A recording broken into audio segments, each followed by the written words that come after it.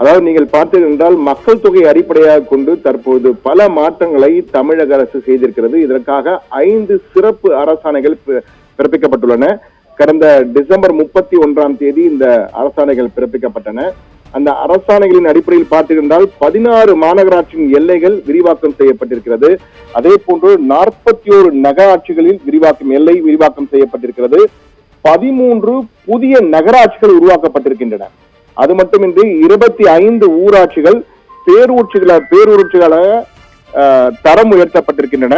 12 மாவட்டங்களில் கிராம ஊராட்சிகள் 25 பேரூராட்சிகள் இணைந்து எல்லைகள் விரிவாக்கம் செய்யப்பட்டிருக்கிறது என பல மாற்றங்களை செய்திருக்கு. இதனால் கிட்டத்தட்ட தமிழகத்தின் பல இடங்களில், அதாவது வடக்கு, தெற்கு, மேற்கு, கிழக்கு என அனைத்து இடங்களிலும் எல்லைகள் மாறி இருக்கின்றன.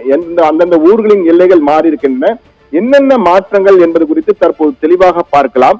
முதலில் மதுரையிலே எந்தெந்த பகுதிகள் மாறி இருக்கின்றன, மதுரை மாநகராட்சியின் எல்லைக்குள் புதிதாக இணைந்துள்ளவை எவை என்று பார்த்தால், இணையும் பேரூராட்சி என்று பார்த்தால் பறவை பேரூராட்சி இணைகிறது. அதே போல நகராட்சி ஊராட்சிகள் என்று பார்த்தால் கருப்பாயூரணி, ஒத்தக்கடை, நரசிங்கம், காதக்கிணறு, அரம்பனூர், கொடிக்குளம், செட்டிக்குளம், கோவில் பாப்பாக்குடி, ஆலாத்தூர், பேச்சிக்குளம், விரகனூர், நாகமலை, புதுக்கோட்டை, கரடிப்பட்டி, ஏற்குடி, அச்சம்பத்து, துவரிமான், பெருங்குடி ஆகிய ஊராட்சிகளும் பறவை பேரூராட்சியும் மதுரை மாநகராட்சியின் எல்லைக்குள் தற்போது இணைந்து மதுரை மாநகராட்சியின் எல்லை விரிவுபடுத்தப்பட்டிருக்கிறது.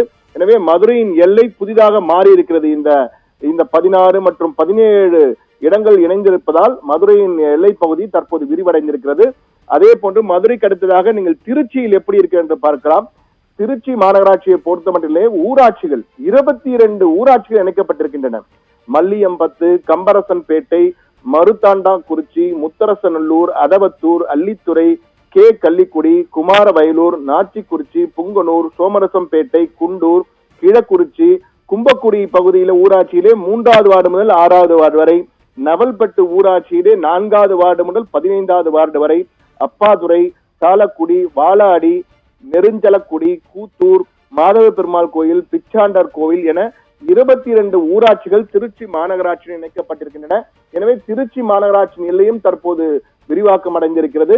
அதே போன்று திருச்சியை போன்று கோவை மாநகராட்சி என்ன பகுதியில் இணைந்திருக்கிறது பார்த்தால், கோவை மாநகராட்சி நகராட்சி ஒன்று இணைக்கப்பட்டிருக்கிறது. மதுக்கரை நகராட்சி, இதுவரை தனியாக இருந்த மதுக்கரை நகராட்சி தற்போது கோவையுடன் இணைந்திருக்கிறது.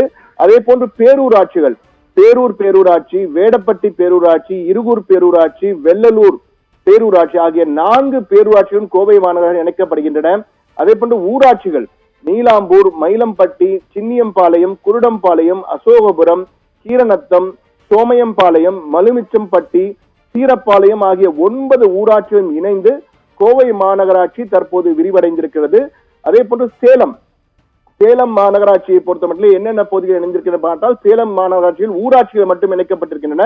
5 ஊராட்சிகள் அமானி கொண்டலாம்பட்டி, செட்டிச்சாவடி, கொண்டப்பநாயக்கன்பட்டி, எருமாபாளையம், சன்னியாசிக்குண்டு ஆகிய 5 ஊராட்சிகள் இணைந்து சேலம் மாநகராட்சியின் எல்லை விரிவாக்கம் செய்யப்பட்டிருக்கிறது. அதே போன்று சேலத்தை அடுத்து நீங்கள் பார்த்தால் ஆவடி, சென்னை அடுத்து புதிதாக உருவாக்கப்பட்ட ஆவடி மாநகராட்சி பகுதியிலே பெருமையான அதிக பகுதிகள், கிட்டத்தட்ட 3 முக்கியமான நகராட்சிகள், சென்னையின் புறநகரில் உள்ள 3 முக்கியமான நகராட்சிகள் என்று பார்த்தால் பூவிருந்தவல்லி, திருவேற்காடு, திருநின்றவூர். இந்த 3 நகராட்சிகளும் இனி ஆவடி மாநகராட்சியின் கீழ் வருகின்றன. தனியாக நகராட்சிகளை இயங்கி வந்த பூவிருந்தவல்லி, திருவேற்காடு, திருநின்றவூர் ஆகிய 3 நகராட்சிகளும் ஆவடி மாநகராட்சியிலே இணைக்கப்படுகின்றன. அதே போன்று ஊராட்சிகள் என்று பார்த்தால் 17 ஊராட்சிகள் ஆவடி மாநகராட்சியிலே இணைக்கப்படுகின்றன. கருணாகரச்சேரி, நடுக்குத்தகை, நெமிலிச்சேரி, மோரை, பாலவீடு, வெள்ளானூர், அயப்பாக்கம், காட்டுப்பாக்கம், கண்ணப்பாளையம், சோராஞ்சேரி, பானவேடு தோட்டம், தென்னீர்குப்பம், நசரத்பேட்டை, பாரிவாக்கம், வரதராஜபுரம், அகரமேல், மேப்பூர் ஆகிய 17 ஊராட்சிகளும் 3 நகராட்சிகள், முக்கியமான நகராட்சிகளான பூவிருந்தவல்லி, திருவேற்காடு, திருநின்றவூர் ஆகிய 3 நகராட்சிகளும் 17 ஊராட்சிகளும் இணைந்து தற்போது ஆவடி மாநகராட்சியின் எல்லை விரிவாக்கம் செய்யப்பட்டிருக்கிறது. அதே போன்று சென்னை மாநகராட்சி, பெருநகர சென்னை மாநகராட்சி எப்படி இருக்கிறது, அதனுடன் இணைய போகும் பகுதிகள் என்னவென்று பார்த்தால், பெருநகர சென்னை மாநகராட்சி ஏற்கனவே பெரிதாக விரிவாக்கம் செய்யப்பட்டிருக்கிறது. தற்போது திருவள்ளூர் மாவட்டத்திற்கு உட்பட்ட அடையாளம்பட்டு மற்றும் வானகரம் ஆகிய 2 ஊராட்சிகளும் பெருநகர சென்னை மாநகராட்சியுடன் இணைக்கப்படுகின்றன. இதனால் சென்னை மாநகராட்சி மேலும் எல்லை விரிவாக்கம் செய்யப்பட்டிருக்கிறது என்றுதான் பார்க்க வேண்டியிருக்கிறது. இது மட்டுமல்ல, பல்வேறு ஊராட்சிகள் இணைக்கப்பட்டிருக்கின்றன.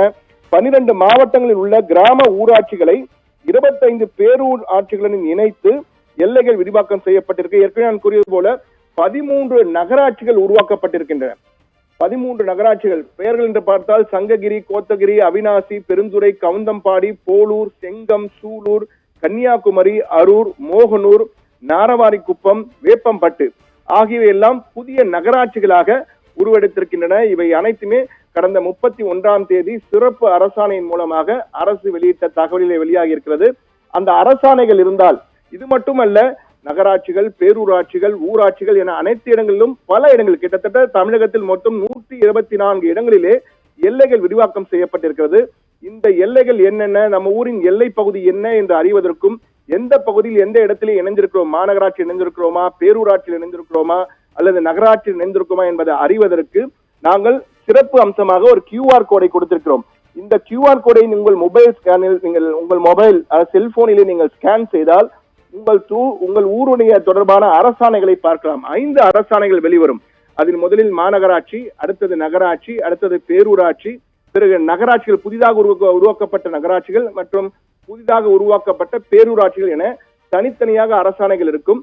அந்த அரசாணைகளை பார்த்தால் அதிலே எந்தெந்த பகுதிகள் எந்தெந்த இடத்துடன் சேர்க்கப்பட்டிருக்கின்றன, எந்தெந்த பகுதியில் எவ்வளவு விரிவாக்கம் செய்யப்பட்டிருக்கின்றன, முழு தகவல்கள் அதில் இடம்பெற்றிருக்கின்றன. எனவே இந்த QR கோடை நீங்கள் ஸ்கேன் செய்தால் போதும் உங்கள் பகுதி எந்த இடத்திலே இருக்கிறது என்பதை முழுமையாக அறிய முடியும்.